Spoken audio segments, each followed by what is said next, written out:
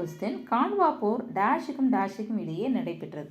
Okay, so Babur வந்து 1526 வந்து முதல் முறையாக இப்ராஹிம் லோடியை தோற்கடித்து இந்தியாவில் வந்து முகலாய பேரரசை நிறுவினார். அதுக்கப்புறமா பார்த்திங்கன்னா பாபர் வந்து முக்கியமான 3 போர்களை வந்து மேற்கொண்டிருக்கார். இந்த 3 போர்கள் எதுக்காகன்னு பார்த்தீங்கன்னாக்கா, இப்போ முகலாய பேரரசுடைய பவுண்ட்ரிஸை எக்ஸ்பேண்ட் பண்ண, அதாவது அந்நிய தேசங்கள் இருக்கும் இல்லையா, ஸோ அதையெல்லாம் வந்து முகலாய பேரரசோட சேர்க்கறதுக்காக போர் தொடுத்து முகலாய பேரரசனுடைய ஏரியாவை வந்து இன்க்ரீஸ் பண்ணுறதுக்காக அவர் தொடுத்த போர்கள் தான் இந்த 3 போர். இந்த 3 போர்கள் வந்து ரொம்பவே இம்பார்ட்டன்ட். ஓகே, ஸோ இது எப்போ நடந்திருக்கு அப்படின்னு சொல்லி பார்த்தீங்கன்னா 1527 26 தான் முதல் முறையாக இங்கே வந்து போர் தொடுத்து வந்தார்.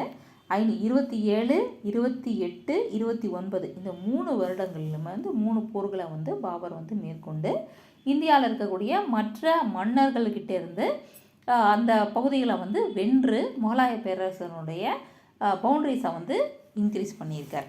ஓகே, ஸோ அது என்ன போர் பார்த்திங்கன்னா, இப்போ இந்த கொஸ்டின் வந்து கான்வா போர் எப்போ நடைபெற்றது அப்படின்னு பார்த்திங்கன்னா 1527 நடைபெற்றது தான் கான்வா போர்.